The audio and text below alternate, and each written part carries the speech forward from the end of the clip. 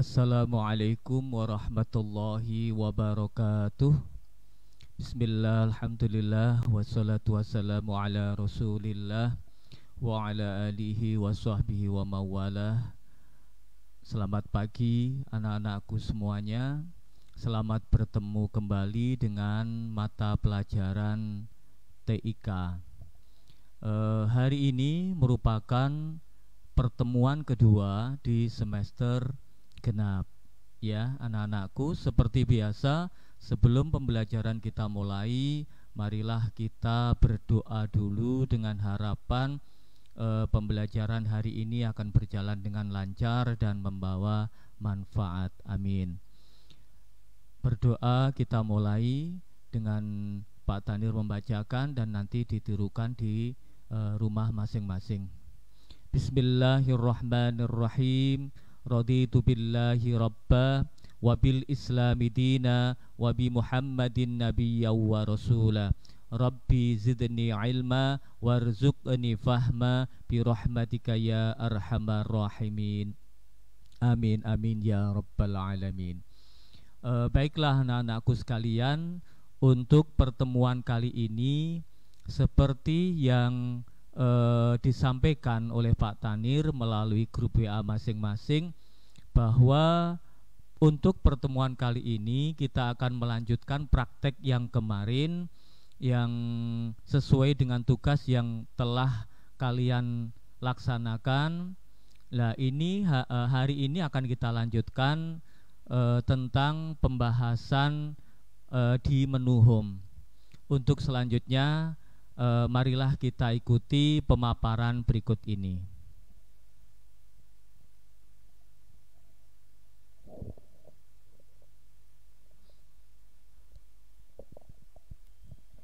Baiklah anak-anakku sekalian, seperti biasa, ini tampilan awal sebelum kita masuk ke PowerPoint 2010. Gitu ya. Seperti biasa, untuk masuk ke PowerPoint 2010 ada beberapa langkah atau ada beberapa cara.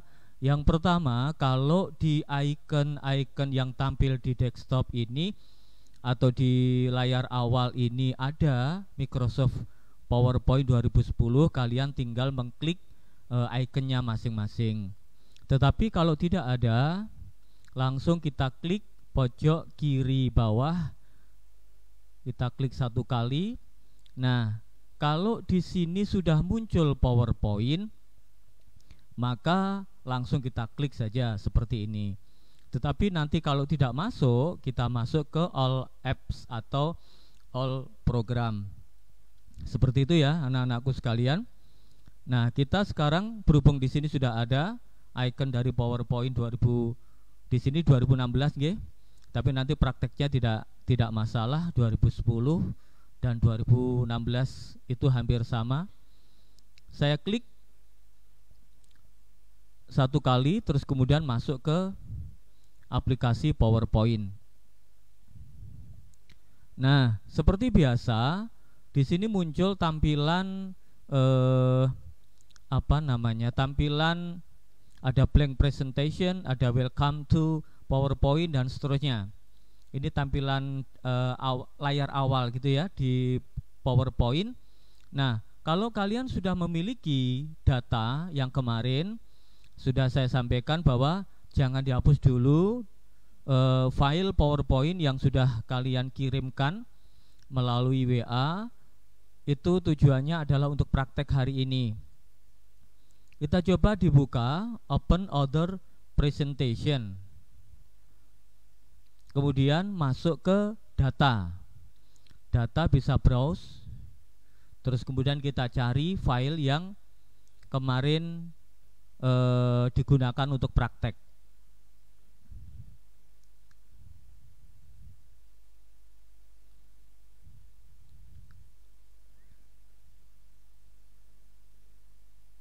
Setelah filenya ditemukan, kalian klik di file tersebut. Oh sebentar, kelas 7.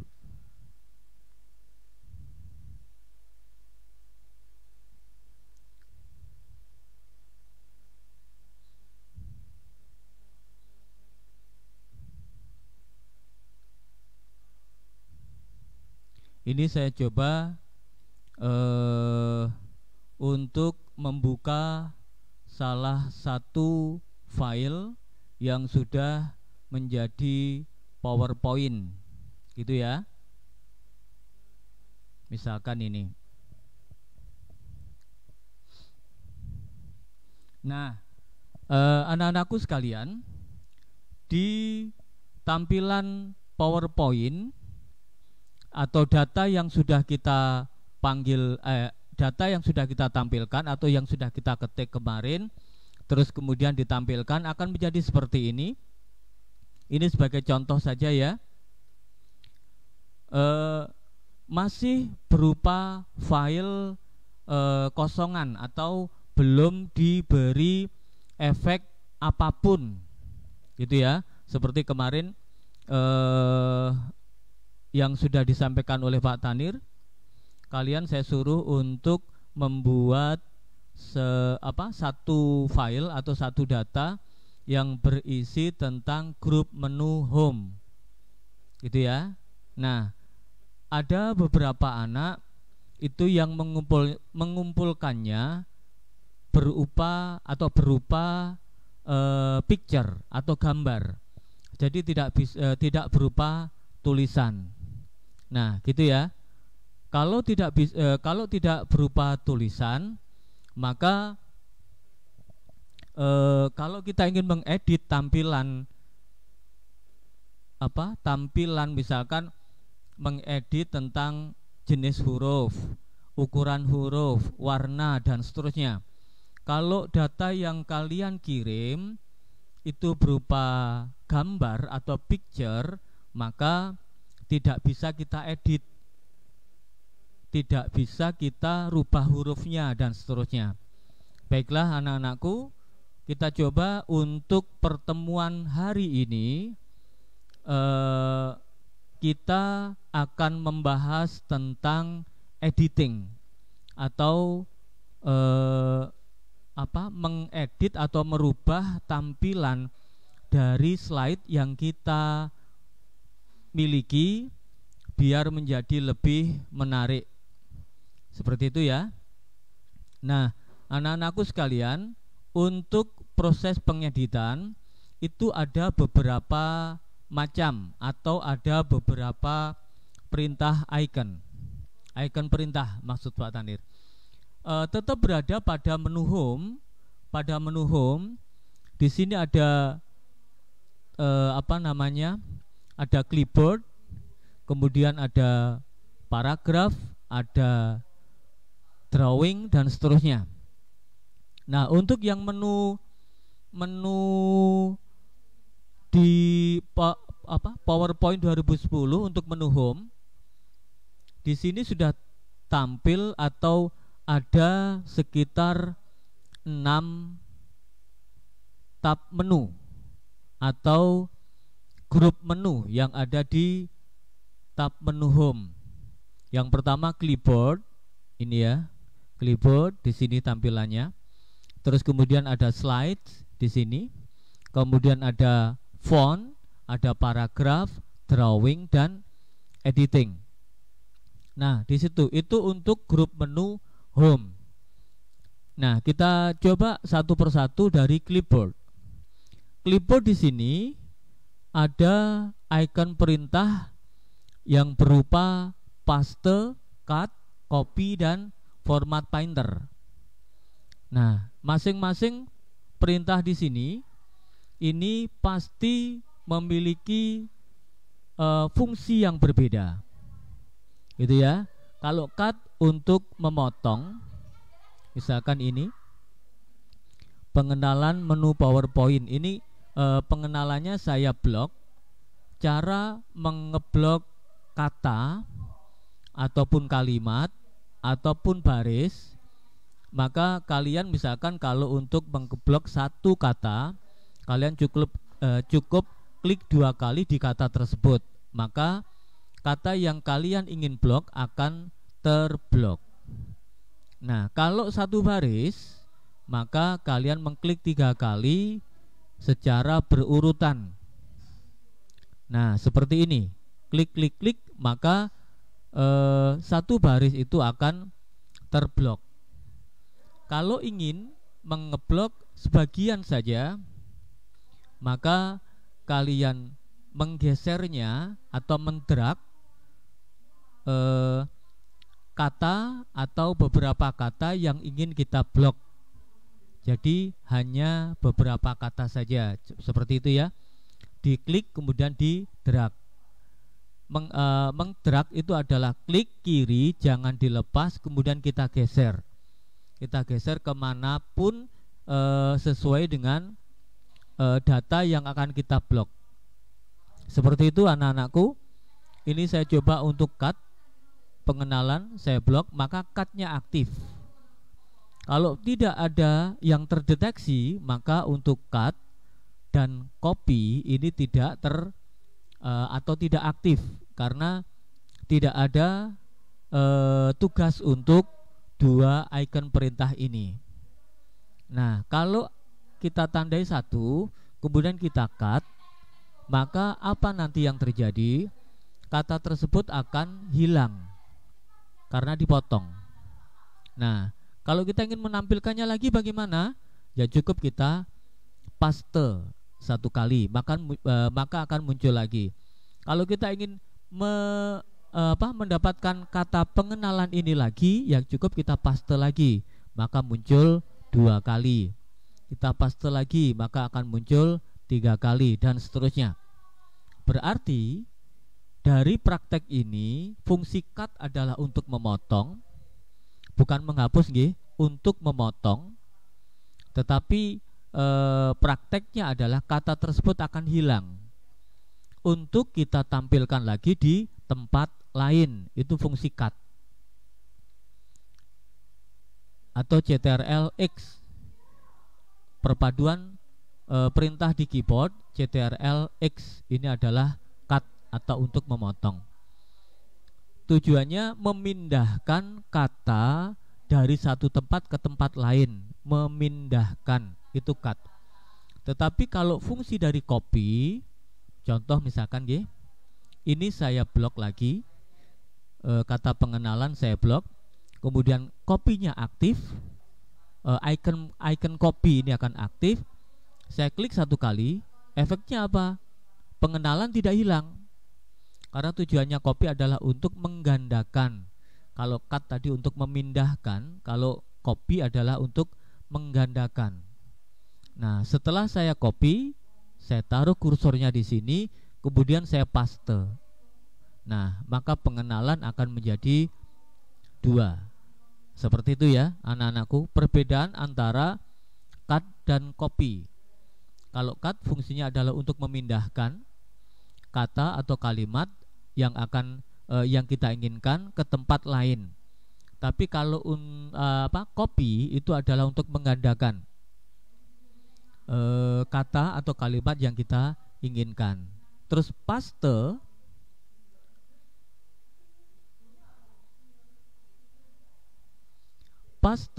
itu fungsinya adalah untuk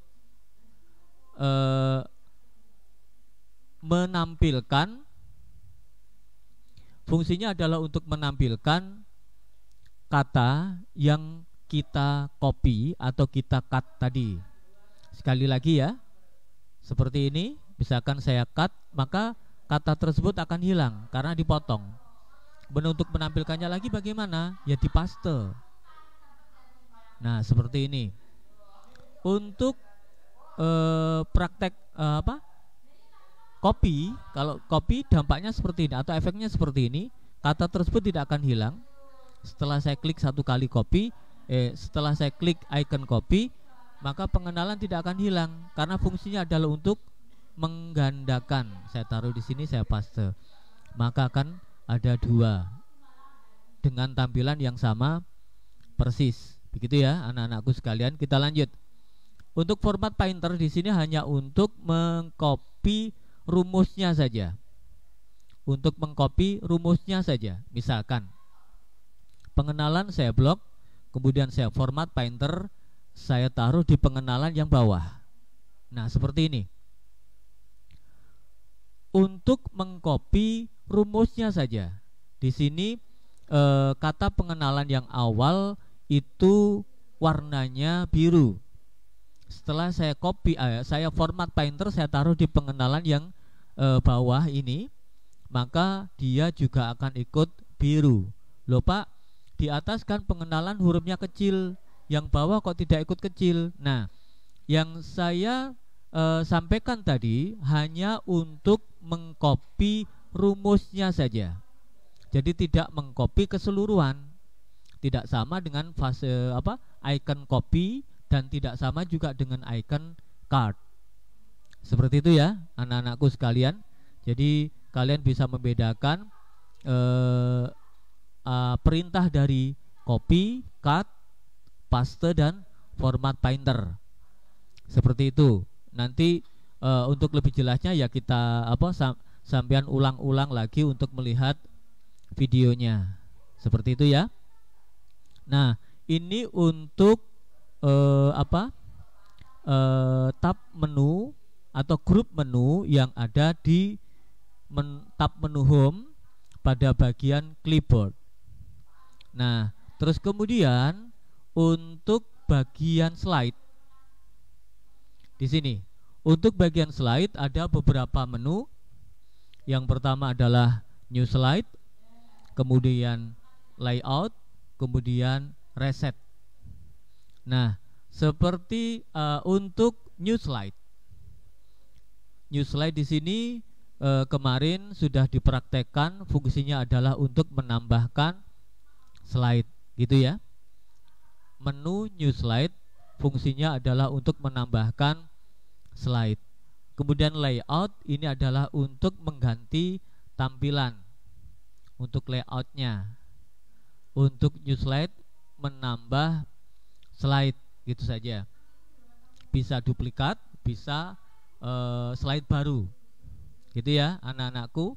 Tidak usah dipraktekkan karena kemarin sudah mempraktekkannya. Nah, untuk menu atau grup menu font, ini yang saya maksud di awal tadi, untuk praktek editing, terutama di bagian font, atau untuk mengatur tampilan fontnya atau hurufnya.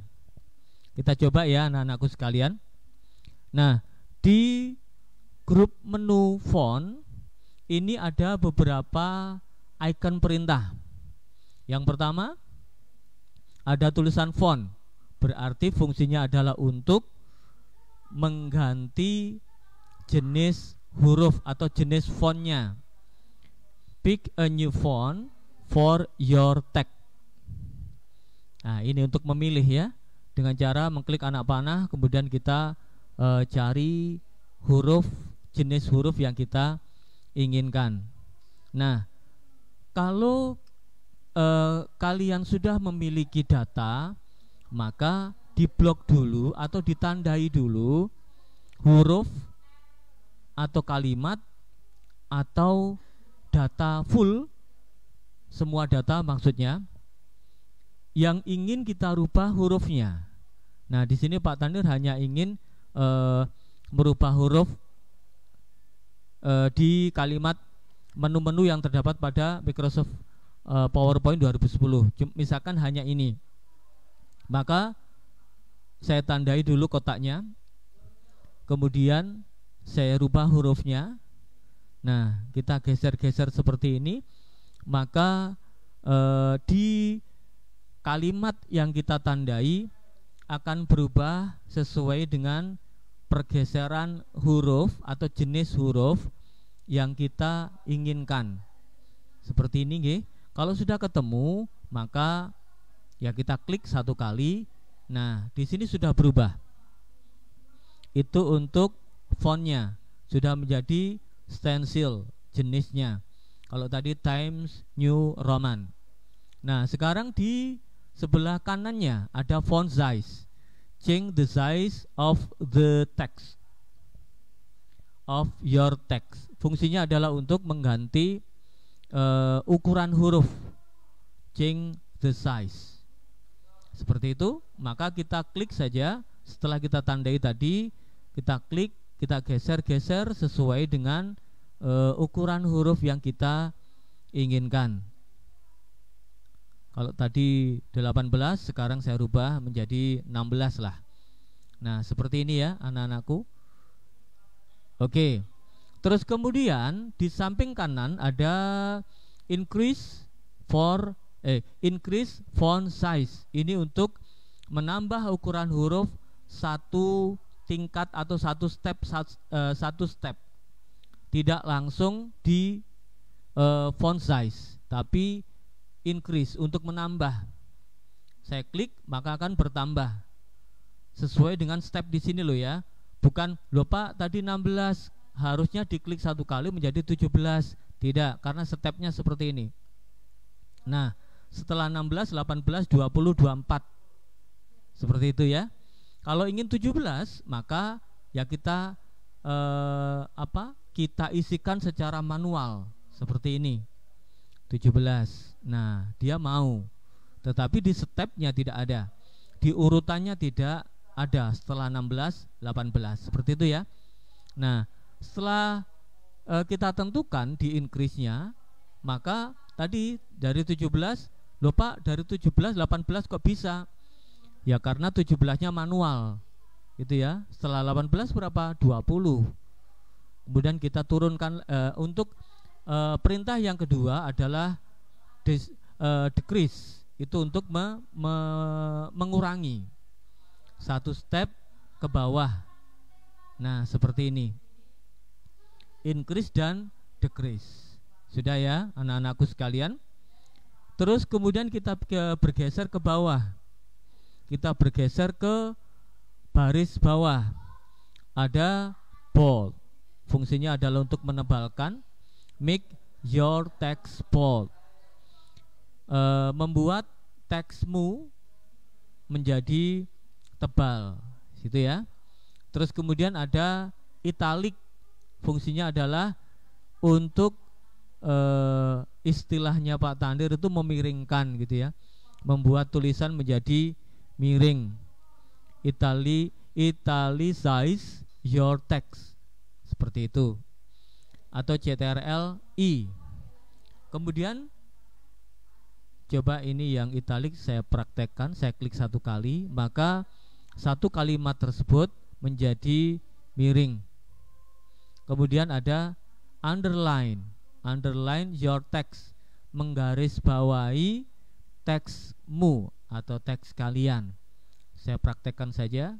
Nah, di sini akan ada garis bawahnya. Bon, seperti itu ya anak-anakku sekalian. Untuk text shadow atau memberi bayangan pada teks, nanti bisa kalian praktekkan sendiri. Untuk strike stroke atau cetak coret, monggo dipraktekkan sendiri. Kemudian di sini ada case. Case di sini adalah untuk merubah tampilan. Nah, ada sentence case, ada lower case, ada upper case, ada capitalize each word, kemudian ada toggle case. Pun nanti dipraktekkan sendiri. Ini hanya saya geser-geser saja. Nanti dipraktekkan sendiri di rumah atau di data yang sudah kalian miliki. Ini untuk grup menu font. Kemudian ada grup menu paragraf. Nah, di grup menu paragraf di sini ada beberapa icon perintah juga. Yang pertama adalah bullets. Di sini adalah untuk memberi tanda awal, tetapi berupa tanda seperti ini. Nah, ada efeknya nanti dilihat di sini. Nah, kalau saya geser seperti ini, maka akan muncul tanda di samping kiri awal. Seperti itu ya. Itu untuk bullet. Jadi hanya berupa tanda. Kalian bisa memilihnya di sini. Kemudian untuk di samping kanannya ada numbering. Ada numbering. Di sini adalah untuk memberi tanda berupa huruf atau angka. Nah, seperti ini. Anda lihat efeknya. Oke ya, anak-anakku sekalian. Nah, efeknya di sini akan muncul setelah Pak Atan geser-geser seperti ini. Fungsinya ya sama seperti numbering tadi, tapi kalau untuk seperti bullets, tapi untuk numbering berupa angka huruf seperti ini.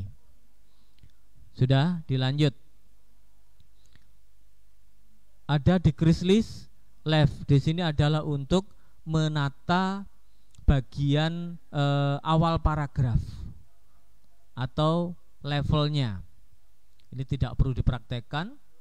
Kemudian ada line spacing atau untuk mengatur tampilan jarak antar baris. Spasi itu tampilan jarak antar baris. Maka di sana ada tulisan line spacing atau spasi baris. Di sini ada 1, 1,5, 2. Efeknya seperti itu ya anak-anakku. Maka dia akan turun sesuai dengan spasi line spasi yang ditentukan atau yang kita tentukan. Nah, itu untuk line spasi. Kemudian ada legend left, center, kemudian legend right, kemudian ada justify. Nah, di sini adalah untuk mengatur tampilan rapi batas kiri, kemudian rapi tengah, kemudian rapi batas kanan, kemudian rapi kanan dan kiri. Ini nanti kalian praktekkan sendiri di data yang sudah kalian buat. Jadi kemarin ada data yang sudah rapi, ada data yang belum rapi. Nanti untuk tugas yang kedua, data tersebut sudah kalian rapikan, kemudian huruf-huruf sudah kalian perbaiki atau tampilannya akan lebih menarik. Seperti itu ya. Jadi masing-masing icon perintah yang ada di grup-grup menu ini kalian nanti praktekkan. Jadi sekali lagi nanti akan saya tampilkan data anak-anak yang sudah menyetorkan tugas yang pertama kemarin. Begitu ya. Kemudian di sini ada kolom. Jadi nanti data tersebut kalian buat menjadi berapa kolom. Bisa di sini kita klik tampilannya ada 1 column, 2 column, 3 column dan seterusnya. Nah, seperti ini ya. Berdampak atau ada efeknya. Saya hanya menggeser-geser saja. Di sini tujuannya untuk melihat tampilan sebelum kita eksekusi atau sebelum kita tentukan. Seperti itu ya anak-anakku. Lanjut ke menu drawing. Nah, kalau menu drawing di sini menambahkan kalian bisa menambahkan ada shape. Di sini adalah untuk menambahkan tanda-tanda seperti ini yang nanti di dalamnya bisa kita ketikkan atau kita beri teks, kalimat dan seterusnya. Saya beri contohkan satu saja. Di sini ada frame. Saya klik maka saya tambahkan di sini. Nah, seperti ini ya anak-anakku. Untuk menambahkan teks di dalamnya, kita klik kemudian kita edit teks. Maka sebentar, keliru. Salah tempat ya. Nah, seperti ini kita beri nanti